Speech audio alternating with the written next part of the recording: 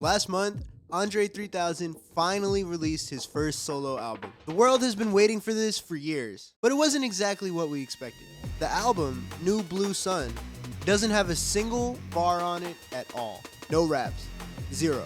There aren't even vocals on it. It's an experimental, ambient jazz flute album. Andre is an incredibly talented musician, and he worked with some of the biggest heavyweights in the LA jazz scene for this project. So when Pitchfork reviewed the album and gave it an 8.3 in Best New Music, I don't think anyone was surprised. I think what did surprise people though, is that it was listed under experimental/rap. Rap! There is not a single word on the album. In fact, the first track's title is, I swear I wanted to make a rap album, but this is literally the way the wind blew me this time. Who would possibly call this album rap? Twitter, unsurprisingly, was up in flames about this, and they were skewering the reviewer. But the truth would be revealed, that the writer wasn't the one who picked this category. Pitchfork's website has a system that automatically ties a genre to an artist when they post about them. So because of Andre's past life as one of the frontmen of Outkast, his stuff gets tagged to rap. It's not something that somebody is typing into each review, it's an automatic process. Still, it was a bad look for the site. I feel bad for the writer for having to take a big brunt of that issue because it wasn't even up to them. It was a wonky technical issue with the website. And the review itself is well researched and respectful. But as we saw in my last video, a lot of people don't read reviews. It reminds me a lot of what happened when Tyler the Creator won Best Rap Album at the Grammys for Igor. Igor is not really a rap album. Tyler literally said when he announced the album on Instagram that it was not a rap album. Well, some of the songs do have raps on them, and when I revisited the album for the sake of this video, I was actually like, well, there's more raps on here than I kind of thought or remembered. I definitely understand not calling it a rap album though. Tyler's album was basically nominated for his past work, not his current work. The discourse that arose from this and the Andre review kind of goes along with something I've been thinking about for a while. Genre is kind of pointless in 2023, isn't it? If anything, it's become kind of limiting to our understanding of music and how we process it. It sets expectations where we shouldn't even really have them anymore. Or does it? Is there a value to categorizing music? Let's talk about it. One thing that definitely isn't pointless is liking and subscribing. So I'd really appreciate it if you guys could do that and leave me a comment too. For real, you guys have been so supportive with my videos. I just started and it's going way better than I ever would have thought it would. So I really, from the bottom of my heart, appreciate you guys. All right, let's get back to the video. Before we can figure out if genre really means anything, we should understand the history of the term and how it relates to music. The concept of music genre has definitely been something that's been around for my whole life, probably your whole life, and actually it goes all the way back to like at least the Renaissance. A musicologist named Douglas Green wrote a book in 1965 called Form and Tonal Music. He was one of the first musicologists. I know that might sound fake, but that's like a real job title. It's somebody who studies music in an academic setting. But he was one of the first musicologists to study the concept of genre directly. In the first chapter of his book, he defines genre as a category of musical consumption. And he identifies 5 different genres just from the Renaissance alone. Madrigal, the motet, or motet, the canzona, reacher car, which is spelled like ricer car, which is definitely how I was gonna say it, and I'm really glad I looked it up beforehand, and the dance. I tried listening just to see, and I turned all that off because there were no 808s. But seriously though, as somebody with an untrained ear, I couldn't really tell the difference between the madrigal and the motet. They both sound like hymns to me. And the canzona and reacher car sound like what I would call classical music. But maybe back in the Renaissance, people would have been arguing over the medieval aux chord, like, cut that madrigal off, it's scaring the hoes, throw on a canzona. Before music was recorded, genre was also tied to setting, because if you were going to be listening to music, it was going to be live. The music box was believed to be invented in the late 1700s in Switzerland. But of course, that little thing could only play one song at a time. I don't know if I would really call that recorded music in the concept that we think of. In the late 1800s, the foundation for real recorded music was starting to show up, and they pushed the technology a little further by inventing the gramophone, which played music from a disc, and you can switch these discs in and out. Now we're at the stage where I would really call that the ancestor of the music that we listen to today. This, of course, had to be coupled with technology that could actually record music, which came around about the same time. Now that recorded music was a thing, around the turn of the 20th century, people started listening to that recorded music mostly on the radio. The radio started as a way to listen to the news, and there were also recorded dramas, kind of like podcasts, I guess now, that would play on the radio a lot. At first, there were classical music stations, and it started to grow to incorporate genres like jazz, big band, and country. I'm not gonna go into the specifics of how the radio worked because honestly, that could be like 2 or 3 separate videos. It's a huge rabbit hole that I fell down while researching this video, and honestly, it's pretty fascinating, but I'm gonna try to keep that part short so we can really talk about genre. This is really the first time in history that people had a choice of what kind of music they wanted to listen to at home without playing it. So radio was the entertainment hub. It was the iPhone of like the first 50 years of the 20th century, but once the TV came around, people stopped going to the radio for everything. Why listen to a radio show when you can watch a TV show? Why listen to the news when you can see the news? The radio still had one competitive angle, and that was with music. On the radio, you could get a bunch of different things. Top 40, rock, jazz, oldies. Once the 70s came around, disco. And people went to a certain radio station to hear a certain thing. You wouldn't be on the oldie station hearing the rock song. It just didn't work that way. Because if these radio stations played the wrong type of music, it was really annoying. Obviously, you can't just skip the song like you could on Spotify now. You had to get up and change the station, or sit through something that you just don't want to hear. So genre was really important in this era because people had an expectation that needed to be fulfilled. When we had a set programmer deciding what we needed to hear, when we're gonna hear it, and really conveying those expectations, genre was the most important thing. But is that really the case now? If we think of playlists on DSPs like Spotify or Apple Music, like Anti-Pop on Spotify or Wildflower on Apple Music, did I pick those two because they've put my music on it before? Maybe. Mind your business. These playlists are basically like what radio stations were in the 60s and 70s. They have a set pool of songs that are dedicated to a certain theme. But I would argue that a lot of the most popular playlists are not really based on genre. Let's look at one of the most popular Spotify playlists, Chill Vibes. Is that really a genre? Just looking at what's on the playlist today, I see Lofi, whose music is very like jazz inflected. I see a song I really like called Forever Thing by Frex, which is like kind of a lo-fi R&B song. Cotton Candy Lemonade by Blue to Tiger. Love this song, but it's like an indie jam. Safety by Greek, On 10 by Destin Conrad, R&B.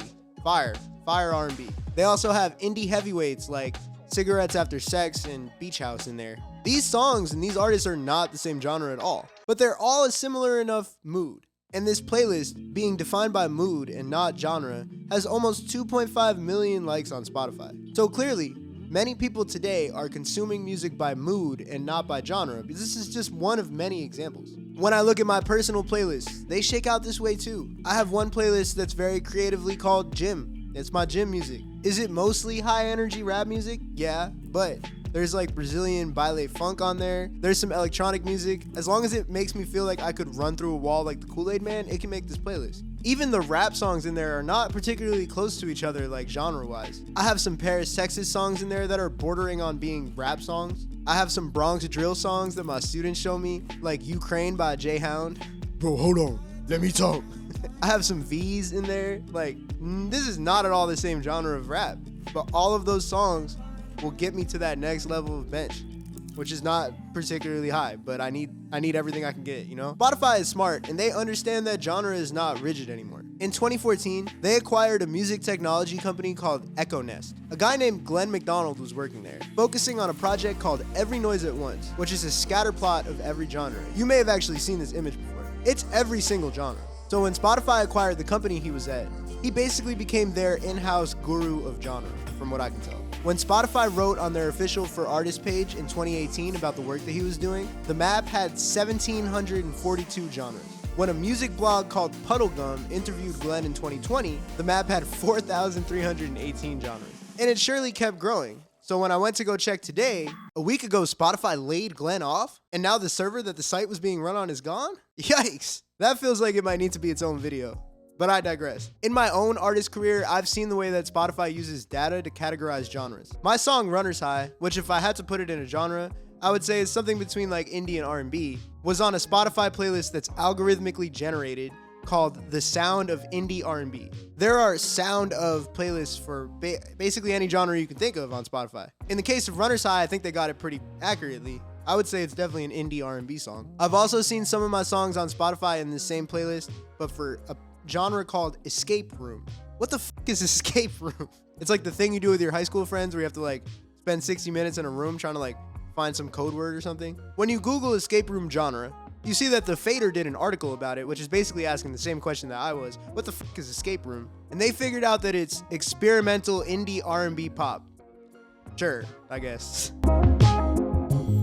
So it's fly by night, anytime I'm by the side. These dense and very specific genres are probably very helpful for algorithmically delivering music to the listener the way that Spotify does. For example, when you go in your Discover Weekly, or your Release Radar, or any of those playlists that are made for you, your radio, what the DJ plays for you. These are all things that Spotify is using this genre data to try to predict what you're gonna like. But this is a new use of the concept of genre, because there is no way you're walking up to a DJ and being like, yo, can you throw on some escape room? Honestly, even for genres that everybody is familiar with, would that even work anymore? I don't think so. If I went up to 3 different people and I asked them to put on some hip hop, one guy might say Gunna, cool. One guy might play an Eminem song from the Slim Shady LP, fits the definition of hip hop. My kids would play some Bronx drill, fire, fits the definition of hip hop. None of these people would have answered me wrong, but if you're trying to predict a vibe, or trying to like be on the aux, or curate something, or play music at a party, like,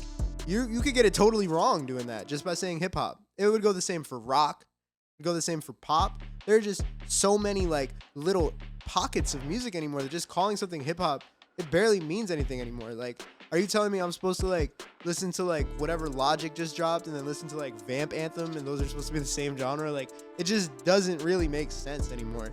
Like, it's just such an outdated concept. It makes so much more sense to categorize things by mood, or vibe, or energy, or whichever buzzword you prefer. That je ne sais quoi, you know, you just kind of know it fits there.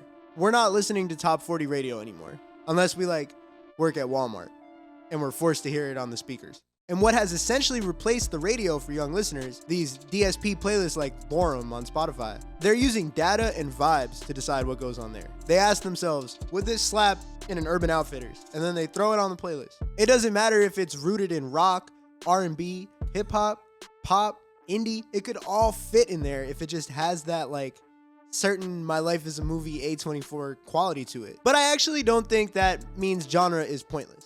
The great thing about rules is that when you establish them, the most creative people come and they break them and bend them in really fascinating ways. Look at what Brockhampton did to rap music in 2017. You get this like southern rap song and then bam, Bareface is singing his ass off like a member of One Direction on it. And it just kind of made sense. But it was very unique then. I mean, that's kind of common now, but like it felt so different in 2017. Or if you look at them the other way, you know, they call themselves a boy band. Look at them as pop artists. The way that they throw rap into pop and make it feel like something totally new is also really cool. Either way, setting these rigid boundaries allows us to mess them up in a really cool way. I mean, think about what it was like when Drake started singing on rap songs. People lost their minds, but at the same time, it's what made him so captivating to so many people. And ever since then, hip hop has looked completely different.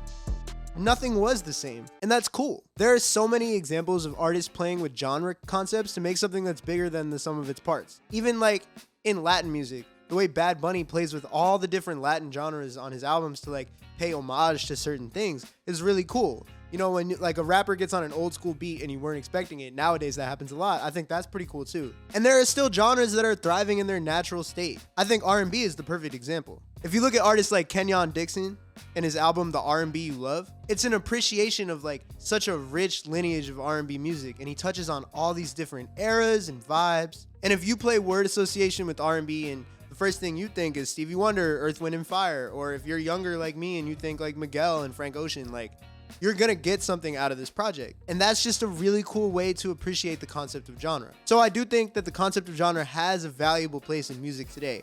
It just looks so different. And when we see platforms like Pitchfork use an automated database to decide the concept of genre, or an archaic system like the Grammys give rap album of the year to an album that an artist literally said was not a rap album, we really see the faults of relying on this system of categorization that was built for a time before the time that we're in now. But when we look at genre as a construct and we allow people to play with that construct, we get really cool results. So I don't think we need to like Men in Black mind erase the concept of genre from our psyche or just say it's completely pointless. Instead, we should think about all the ways that it can enhance our listening experience.